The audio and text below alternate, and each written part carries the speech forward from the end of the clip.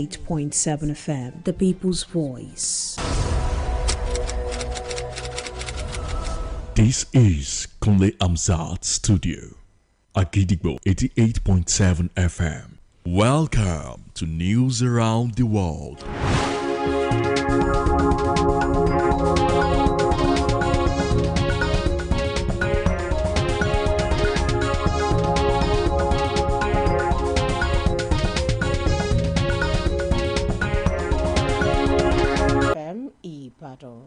I am Olamide Badmus. First at the headlines. JAMB dismisses viral 394 UTME results of Cross River candidate as fake. Parents, kids born as Akojopo FM holds April birthday celebration. Kestama stands Barcelona East past Getafe closer to La Liga's end matriculation board has dismissed as fake a widely circulated result slip purporting to show a candidate from Cross River State scored 394 in the 2026 Unified Tertiary Matriculation Examination. In a statement issued today by the board spokesperson, Dr. Fabian Benjamin described the result as fake and urged the public to disregard it, explaining that UTME results are strictly view-only and not designed for circulation in printed or shared templates, adding that the document being circulated is based on a fabricated result format. The board further noted that the registration number on the fake slip does not conform to JAMB's system-generated numbering format and advised the public to rely only on official communication channels for authentic information on examination results, stressing that all UTME results remain view-only at present. As part of activities marking World Malaria Day, observed globally on April 25, Akojopo FM news correspondent engaged health experts to sensitize residents on malaria prevention and control. As it remains a major health concern, it is both preventable and treatable, but deaths are rising again in many settings, driven by population growth in endemic areas, climate change, conflict, and crucially, chronic underfunding. Akojopo FM news correspondent Latifat Oladejo reports on the 2026 World Malaria Day. The World Malaria Day is observed every year on April 25 to raise global awareness about malaria, a life-threatening but preventable and treatable disease. The day was established to highlight the global efforts to control and eventually eliminate malaria, especially in regions where it remains a major public health challenge. Despite being preventable, malaria continues to affect millions of people each year, leading to severe illness and, in many cases, death, especially among young children and pregnant women. Factors such as poverty, lack of access to health care, and limited awareness. In commemoration of the World Malaria Day, a medical practitioner, Dr. Benson Isalu, gave his expert opinion on causes of malaria. The malaria is caused by the infected female Anopheles mosquito, and with that it comes with symptoms. Common symptoms like fever, headache, weakness, vomiting. You see, there's also a reminder that malaria still affects millions of persons worldwide, with Africa bearing over 90% of that burden, and Nigeria is still among the commonest countries in the world. Dr. Indembe Dun Ikene Christian, a medical doctor, them in lesson classes and re-establishing disciplined daily routines. However, these preparations are not without challenges, as the rising cost of goods and services has made it more difficult for some families to meet up with their responsibilities. During a market survey by Akojopo FM at the Bola Ige International Market all the way from Oje down to Bere, the prices of books and other items have increased significantly, which has discouraged parents and customers from buying. In an exclusive interview, a market trader said sales have been very unstable as patronage is extremely low amidst economic realities. By the time you'll be going to market to restock, you meet another price. So it's really be affecting market, and it has been affecting even how we even consume our food and every other thing, you know. In her own view, a trader and mother of two, Mrs. Odunayo Ojo, shared her experience as a businesswoman and mother. Another parent, Mrs. Adewumi Atenike, said the current economic realities does not favor our plans for the children. QN. Traders and parents have said economic hardship is affecting school resumption preparations. I've got new socks for them and I've checked their book. Already we pack our things. We are ready for school. So I'm not sure I have prepared for this resumption because the economy is not even encouraging at all. Like before the holiday, I plan to get my children food flask because their food flask is old.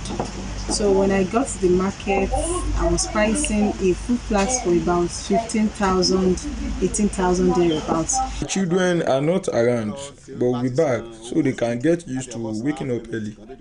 I'm also working on paying their school fees in installments to make it convenient for me. That's my major preparation, and God will be providing money for snacks and food. As families prepare for resumption, the usual level of activity and readiness is noticeably absent, reflecting the broader financial strain faced by many families.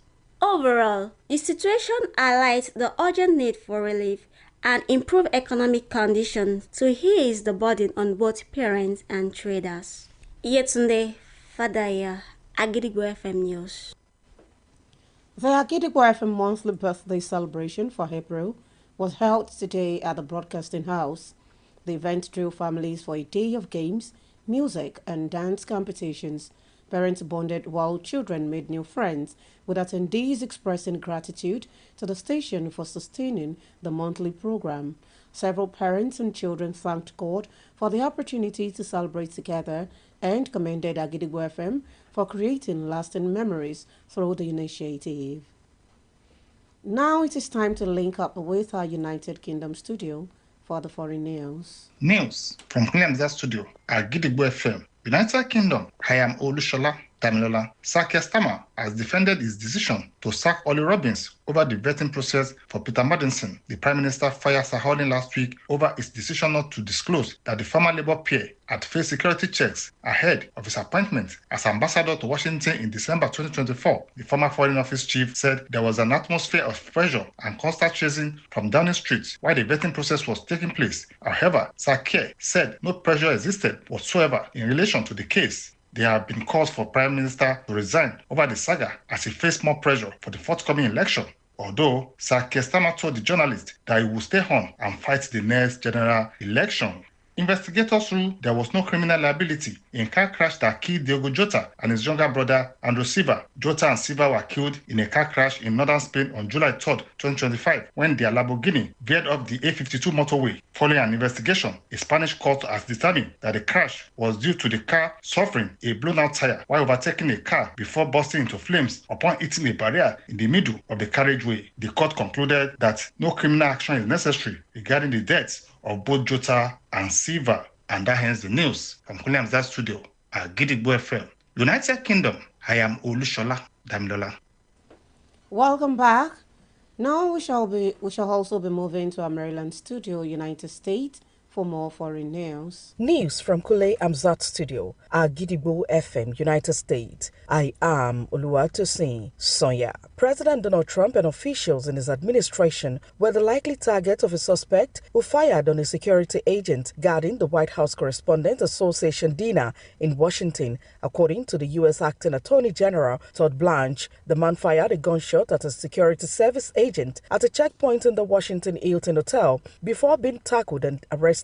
Trump and his First Lady, Melania Trump, were rushed out of the dinner. The suspect will be charged in federal court on Monday with assault of a federal officer, discharging a firearm and attempting to kill a federal officer, Blanche said, adding he did not know if there was an Iran connection to the attack. Mali Defense Minister Sadio Kamara was killed in an attack by Al-Qaeda-linked group JNIM on his residence at the Kathi military base outside Bamako on Saturday. France RFI radio reported on Sunday. Attacks continued on Sunday, a day after an Al-Qaeda affiliate and Tuareg rebels carried out one of the largest coordinated attacks in the country in recent years as gunfire ranged out in a garrison town near Mali's capital. The United Nations called for an international response to violence and terrorism in the West Africa Sahel region following Saturday's large-scale assaults. An Al-Qaeda affiliate and Tuareg rebels claimed responsibility for the coordinated attacks around the capital Bamako in gold-producing area and elsewhere across Mali in one of the boldest operation insurgents have mounted in their campaign against the military-led government.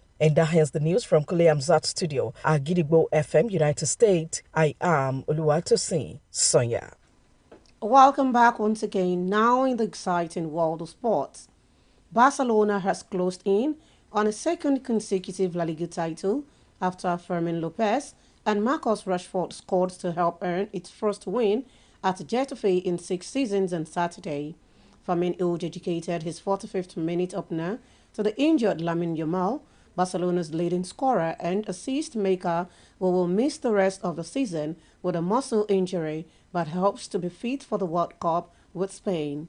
Rashford went on as a substitute and sealed the 2-0 victory in the 74th with a solo effort, and Barcelona increased the gap over second-placed Real Madrid to a commanding 11 points with just 5 rounds to go, including an El Clasico match between them at Camp Nou on 10th of May 2026.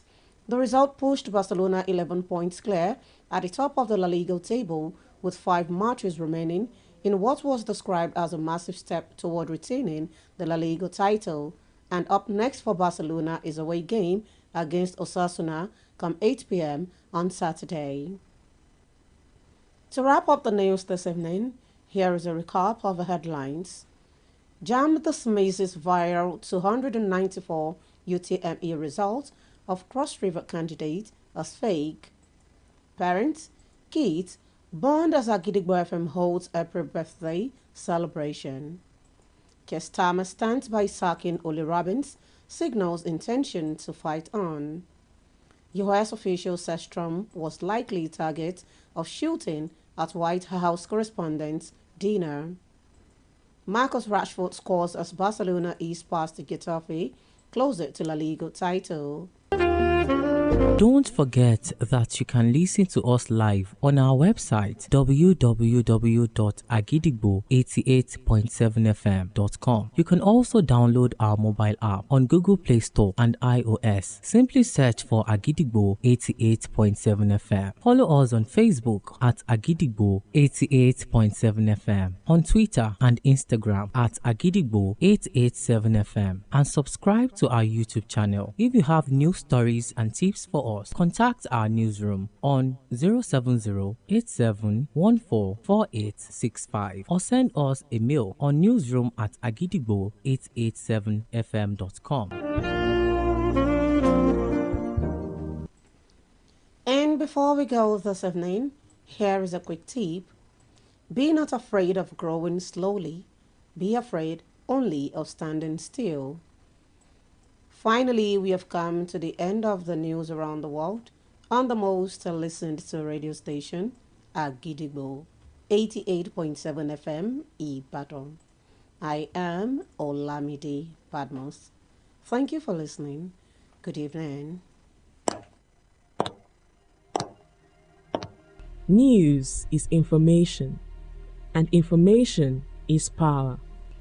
At Agidigbo 88.7 FM, we bring the news from top to bottom. The Oyo State Independent Electoral Commission, OISEC, has called for continuous collaboration. We bring you reports from Oyo State. The Oyo State House of Assembly has called for thorough investigation. Southwest Nigeria and the rest of the world. Has clarified that the body did not receive any cash support from international development.